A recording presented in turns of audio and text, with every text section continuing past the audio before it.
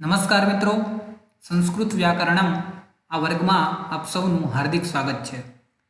आ वर्ग में આપણે સૌરાષ્ટ્ર યુનિવર્સિટીના TYBA સંસ્કૃત વિષયના અભ્યાસક્રમમાં 16મું પેપર જે છે ઓપ્શનલ તરીકે સંસ્કૃત વ્યાકરણ એના વિશે વાત કરવાના છીએ।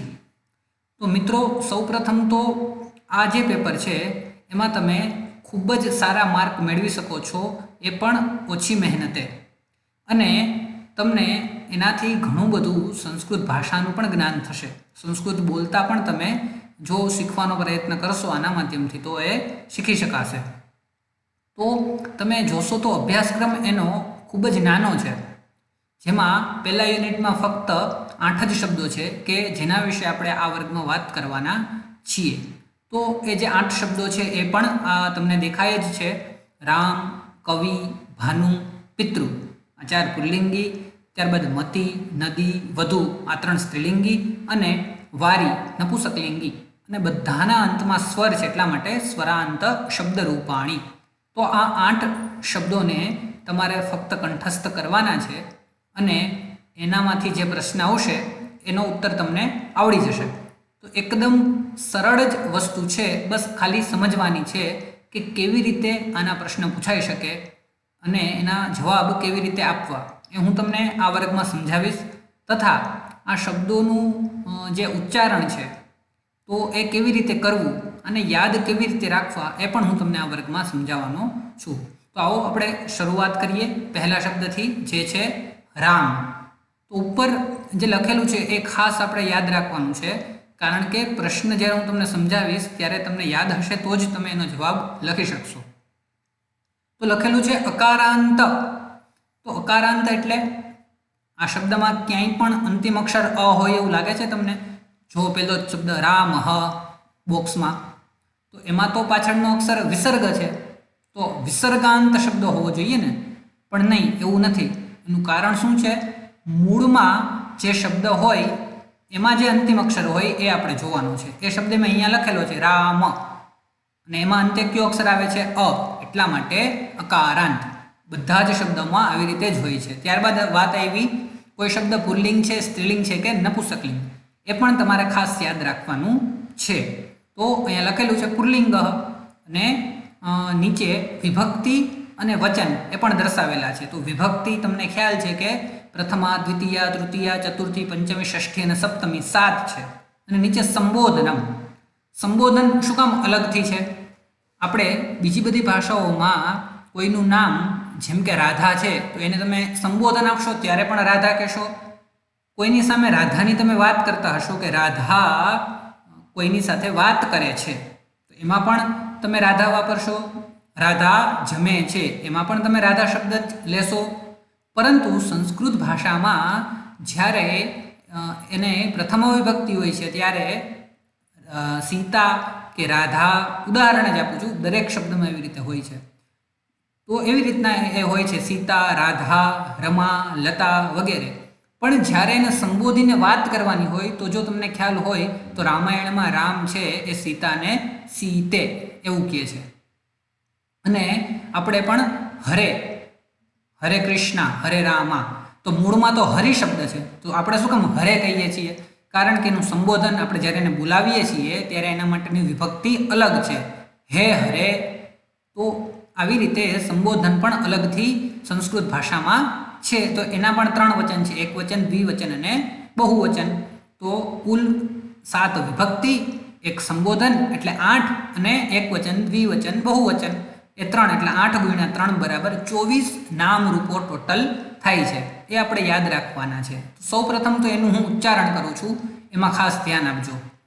રામઃ, રામૌ, રામાઃ, રામં, રામૌ, રામાન, રામેણ, રામાભ્યામ, રામૈઃ, રામાય, રામાભ્યામ, રામેભ્યઃ, રામાદ, રામાદ, રામાભ્યામ, રામેભ્યઃ, રામસ્ય, રામયોઃ, રામાણં, રામે, રામયોઃ, રામેષુ, હે રામ, હે રામૌ, હે રામાઃ। તો મિત્રો ખાસ આપણે એ યાદ રાખવાનું છે કે ગુજરાતીમાં જેમ આપણે પાછળનો શબ્દ અડધો જ બોલીએ છીએ, એવી રીતે સંસ્કૃતમાં નથી. સંસ્કૃતમાં જેમ લખાયેલું છે એનું એમ જ ઉચ્ચારણ કરવાનું છે. ફોર એક્ઝામ્પલ, તૃતીય વિભક્તિ એકવચન જુઓ તો તૃતીયા અને એકવચન એટલે શું છે? રામેણ. પણ વિદ્યાર્થીઓ અહીં ભૂલ કરે છે અને શું બોલે છે?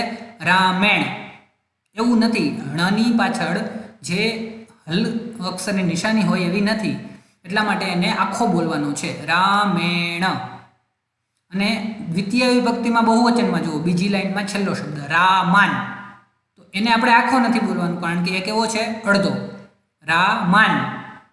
અને અહીંયા પણ વિદ્યાર્થીઓ ભૂલ કરે છે, રામાન એવું બોલે છે, પણ એવું નથી. તો ખાસ જે હું બોલ્યો છું એને તમે વારંવાર સાંભળજો અને પછી બોલજો, જેથી તમારી ભૂલ નહીં પડે. કારણ કે કોઈ પણ વસ્તુને તમે સાંભળો એવી એ તમને યાદ રહે. જો તમે તમારી રીતે જ પહેલેથી બોલવાનું ચાલુ કરી દેશો તો તમારી ભૂલ તમે સુધારી શકશો નહીં. હા, આ વાત હતી અડધા અક્ષરને અડધો બોલવાની અને આખા અક્ષરને આખો બોલવાની. ત્યારબાદ બીજું છે, અહીંયા વિસર્ગ જે હોય છે સંસ્કૃત ભાષામાં 2 ટપકા પાછળના, એનું ઉચ્ચારણ પણ આપણે કરવામાં ઘણીવાર ભૂલ કરતા હોઈએ છીએ. જેમ કે એનું ઉચ્ચારણ શું થાય છે? આપણા મનમાં શું હોય? હ. વિસર્ગ એટલે હ, પણ એનું ઉચ્ચારણ ડિપેન્ડ કરે છે કે એ કેની પાછળ આવે છે. જેમ કે રામય, એની પાછળ વિસર્ગ છે. તૃતીયા બહુવચનમાં જુઓ તો રામય, એમાં જે અંતિમ અક્ષર છે ઈ, એની જેમ જ વિસર્ગનું ઉચ્ચારણ થશે. શું થશે? હી. કારણ કે રામય એમાં પાછળનો અક્ષર ઈ છે. એવી જ રીતે અહીંયા જુઓ, રામયોહો, રામયો, તો યોમાં અંતિમ અક્ષર કયો છે? ઓ. તો વિસર્ગ છે એનું ઉચ્ચારણ હ નહીં થાય, હો થશે. રામયોહો. તો અહીંયા પણ બધા સામાન્ય રીતે રામયોહ, એવું નથી, રામયોહો. રામા, તો રામા પાછળનો અક્ષર આ આવ્યો, છેલ્લો અક્ષર, તો હ નથી બોલવાનો, ત્યાં હા બોલવાનો છે. તો ટૂંકમાં અંતિમ અક્ષર અ હોય તો હ, અંતિમ અક્ષર આ હોય તો હા, અંતિમ અક્ષર ઈ હોય તો હી, અંતિમ અક્ષર ઉ હોય તો હુ, અંતિમ અક્ષર દીર્ઘ ઉ હોય તો હું. આવી રીતે વિસર્ગનું ઉચ્ચારણ થાય છે. તો આવી રીતે જો તમે યાદ રાખશો તો તમને લખવામાં પણ સરળ પડશે. અને યાદ કેવી રીતે રાખવું કોઈ પણ વસ્તુને? જેમ કે આ શબ્દ છે, તમને એમ થતું હશે કે આ 24 નામરૂપો કેવી રીતે યાદ રાખવા? તો મિત્રો, આ યાદ રાખવું એટલે કંઈ જ નથી. બસ તમે દરરોજ આની 3 વખત આવૃત્તિ કરો, એટલે કે રિવિઝન કરો. તમે સવારે ઉઠીને, બપોરે જમીને, સાંજે સૂતી વખતે 3 વખત ફક્ત બોલશો તો અમુક દિવસમાં તમને રાત્રે ઉઠાડીને પૂછશે રામઃ રામો રમઃ રામમ રામો રામન, તમે એવી રીતના બોલતા હશો. એટલે તમારે ફોર્સલી એને યાદ નથી રાખવાનું, પોપટની જેમ રામઃ રામો રમઃ, પછી તમે આંખ બંધ કરીને 10 વખત બોલો, એવી રીતે આ યાદ રહેશે નહીં. આ તમારા અર્ધજાગૃત મનમાં જતું રહીએ એવી તમારે આવૃત્તિ કરવાની છે ફક્ત. એટલે એકદમ સરળ જ છે. તમે જો પરીક્ષા આવે ત્યાં સુધી ફક્ત આનું રિવિઝન કરશો તો પણ તમને યાદ રહી જશે. તો આવી રીતે આપણે રામ શબ્દનું ઉચ્ચારણ જોયું અને એને કેવી રીતે યાદ રાખવો એ પણ વાત કરી. હવે રામ શબ્દની જેમ કોઈ પણ શબ્દ હોય એને તમે આની જેમ બનાવી શકો, પણ રામ શબ્દની જેમ અકારાંત હોવો જોઈએ. જેમ કે મારું નામ સમર્થ છે, તો સમર્થ, સમર્થૌ, સમર્થાહ, સમર્થમ, સમર્થૌ, સમર્થાન. એવી જ રીતના કોઈનું નામ કૃષ્ણ હોય, કૃષ્ણ, કૃષ્ણૌ, કૃષ્ણાહ, કૃષ્ણમ, કૃષ્ણૌ, કૃષ્ણાન. તો તમને એક જ શબ્દ આવડી ગયો કે જેની પાછળ આવે છે, તો વિશ્વમાં જેટલા અકારાંત શબ્દો છે તમને બધા આવડી જશે. તો કેટલો બધો તમને આનાથી લાભ થયો. તો આવી રીતે તમે આને યાદ રાખી શકો છો. ત્યારબાદ ઇકારાંત પુરલિંગ કવિ શબ્દ. તો મૂળમાં શબ્દ કેવો છે? ઇકારાંત. હવે તમને ખ્યાલ આવી ગયો છે કે મૂળમાં કોઈ શબ્દ કેવો હોય એ કેના ઉપરથી ખબર પડે. ત્યારબાદ લિંગ શું છે? પુરલિંગ અને કવિ શબ્દ છે. તો આનું ઉચ્ચારણ કેવી રીતના થાય છે? કવિહિ, કવિ, કવયઃ, કવિમ, કવિ, કવીન, કવિના, કવિભ્યામ, કવિભિઃ, કવયે, કવિભ્યામ, કવિભ્યઃ, કવેઃ, કવિભ્યામ, કવિભ્યઃ, કવેઃ, કવ્યોઃ, કવીનામ, કવૌ, કવ્યોઃ, કવિષુ, હે કવે, હે કવિ, હે કવયઃ. તો અહીંયા પણ ઉચ્ચારણમાં તમે જો રસ્વ ને રસ્વ બોલશો અને દીર્ઘને દીર્ઘ બોલશો તો તમને ખૂબ જ કામમાં આવશે. કેવી રીતે? જેમ કે તમારી પરીક્ષામાં એવું પૂછાઈ ગયું કે દ્વિતીય વિભક્તિ દ્વિવચન લખો. તમારા મગજમાં તો છે કવિહિ, કવિ, કવયઃ, કવિમ, કવિ, પણ એ રસ્વ છે કે દીર્ઘ? એમાં તમે કન્ફ્યુઝ થશો. પણ જો ઉચ્ચારણ વખતે જ તમે એને દીર્ઘ બોલશો તો તમે જ્યારે પરીક્ષા દેતા હશો ત્યારે તમારા મગજમાં એવું જ આવશે કવિ, એટલે તમને ખબર પડી જશે કે નહીં આનું ઉચ્ચારણ કેવું કરતો હતો, લાંબુ કરતો હતો, એટલા માટે એ કેવો છે, દીર્ઘ. તો આનાથી એ પણ આપણને ફાયદો થાય છે.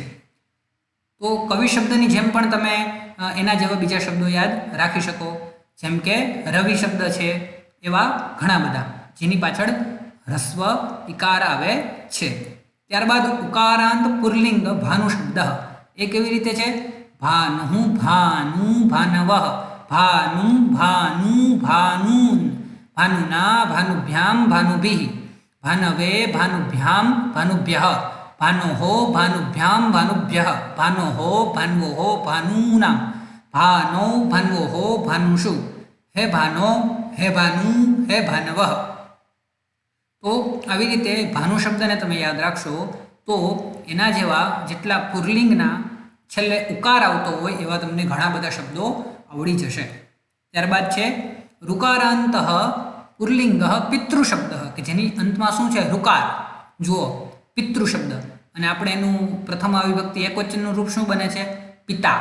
તો ખાસ આ યાદ રાખવાનું કે પિતૃ શબ્દ ઋકારાંત છે. આમાંથી કોઈ એક પૂછી લે કે પિતરૌ માં મૂળ શબ્દ કયો છે, તો તમે શું લખશો, પિતૃ. તો આપણે ત્યાં પિતા લખવાનું નથી, મૂળમાં શું છે, પિતૃ, અને કેવો છે, આકારાંત નથી, ઋકારાંત છે. તો એનું ઉચ્ચારણ કેવી રીતે થાય છે, પિતા પિતરૌ પિતરઃ, પિતરમ પિતરૌ પિતॄન, પિત્રા પિતૃભ્યામ પિતૃભિઃ, પિત્રે પિતૃભ્યામ પિતૃભ્યઃ, પિતુઃ પિતૃભ્યામ પિતૃભ્યઃ, પિતુઃ પિત્રોઃ પિતॄણાં, પિતરી પિત્રોઃ પિતૃષુ, હે પિતઃ હે પિતરૌ હે પિતરઃ. અહીંયા બહુવચનમાં દ્વિતીય વિભક્તિ અને ષષ્ઠી વિભક્તિ જે છે એમાં ઋકાર ડબલ છે, સી આકાર 2 વખત છે. તો એનું ઉચ્ચારણ દીર્ઘ કરવાનું છે, પિતૃન પિતૃણામ, આવી રીતે ઉચ્ચારણ કરવાનું છે જેથી પરીક્ષામાં તમને યાદ રહે. ધારો કે તમે આખો આ શબ્દ લખો છો, તમને આવડી ગયો છે બોલી બોલીને, તો જ્યારે આને તમે લાંબો બોલશો તો તમે એને દીર્ઘ લખશો, હ્રસ્વ નહીં લખો. તો આવી રીતે તમારી ભૂલ ઉચ્ચારણના કારણે નહીં પડે. આગળ છે ઇકારાંત, પણ કેવો, સ્ત્રીલિંગ. આની આગળ આપણે જે જોયો એક કવિ શબ્દ જોયો કે જે ઇકારાંત તો હતો પણ કેવો હતો, પુલ્લિંગ. આ સ્ત્રીલિંગ શબ્દ છે ઇકારાંત. મતિ શબ્દ, મતિ એટલે બુદ્ધિ. તો આનું ઉચ્ચારણ કેવી રીતના થાય છે, મતિઃ મતિ મતયઃ, મતિમ મતિ મતીન, મત્યા મતિભ્યામ મતિભિઃ, મત્યૈ મતયે મતિભ્યામ મતિભ્યઃ, મત્યાઃ મતેઃ મતિભ્યામ મતિભ્યઃ, મત્યાઃ મતેઃ મત્યોઃ મતીનાં, મત્યાં મતૌ મત્યોઃ મતિષુ, હે મતે હે મતી હે મતયઃ. તો અહીંયા મિત્રો ચતુર્થી, પંચમી, ષષ્ઠી અને સપ્તમી, આ જે 4 વિભક્તિમાં 2 રૂપ તમે જુઓ છો એ પણ તમારે યાદ રાખવાના છે. અને એને કેવી રીતે યાદ રાખવા, તો જો તમે કવિ શબ્દ જોશો તો તમને 4 તો યાદ જ છે. કવિ શબ્દ તમે જો કંઠસ્થ કરશો તો એમાં કવયે, તો એની જેમ શું આવે છે, મ ત યે, પછી કવે હે, તો આમાં શું આવે છે, મ તે હે, પછી બીજું કવે હે, તો પાછું મતે હે, અને કવો મતો જો છે જે બીજું રૂપ છે, મતયે મતે હે મતો. આ 4 તો કવિની જેમ જ છે. એટલે કવિ તમે શબ્દ કંઠસ્થ કરશો તો આ તો તમને ઓલરેડી આવડતું જ હશે, તો તમારે જે બીજા 4 છે એ જ ફક્ત યાદ રાખવાના છે. એવું જે રામ શબ્દ હતો એમાં પણ હતું, રામાદ રામાદ, એકમાં ત છે અને એકમાં દ છે. બસ આવી રીતે 2 રૂપ જ્યાં બને છે ત્યાં ખાસ આપણે યાદ રાખવાનું છે. તો મતિ શબ્દનો અર્થ બુદ્ધિ થાય છે, અને સ્ત્રીલિંગના જેટલા ઇકારાંત શબ્દો હોય એ આની જેમ ચાલે છે. ત્યારબાદ દીર્ઘ ઇકારાંત સ્ત્રીલિંગી નદી શબ્દ. નદી એટલે તમને ખ્યાલ છે, આનું ઉચ્ચારણ આવી રીતે થાય છે, નદી નદ્યૌ નદ્યઃ, નદીમ નદ્યૌ નદીઃ, નદ્યા નદીભ્યામ નદીભિઃ, નદ્યે નદીભ્યામ નદીભ્યઃ, નદ્યા નદીભ્યામ નદીભ્યઃ, નદ્યાઃ નદ્યોઃ નદીનાં, નદ્યાં નદ્યોઃ નદીષુ, હે નદી હે નદ્યો હે નદ્યઃ.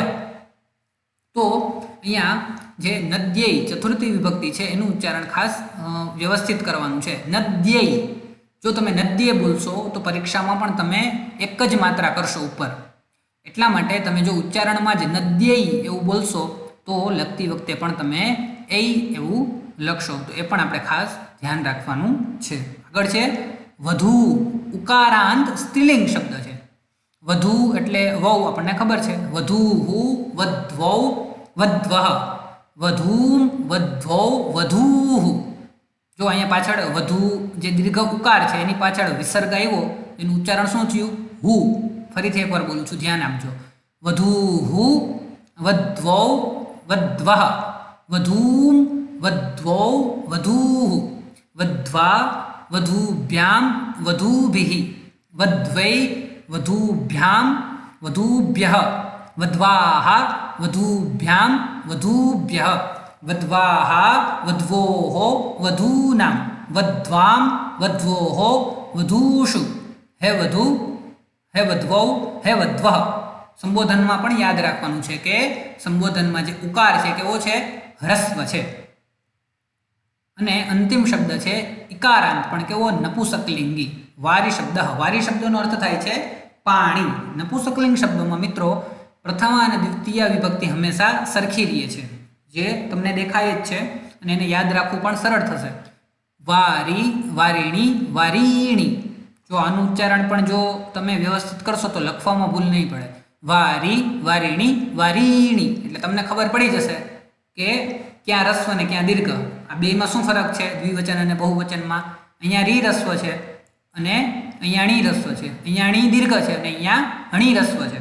તો બે એક એક વાર રસ્વ દીર્ઘ છે. તો એનું ઉચ્ચારણ તમે જો વ્યવસ્થિત કરશો તો તમને યાદ રહી જશે કે ક્યાં કેવી રીતે લખવું. વારી, વારીણી, વારીણી. વારી, વારીણી, વારીણી. વારીણા, વારીભ્યામ, વારીભિઃ. વારીણે, વારીભ્યામ, વારીભ્યઃ. વારીણઃ, વારીભ્યામ, વારીભ્યઃ. વારીણઃ, વારીણોઃ, વારીણાં. વારીણી, વારીણોઃ, વારીષુ. હે વારે, હે વારી, હે વારીણી, હે વારીણી.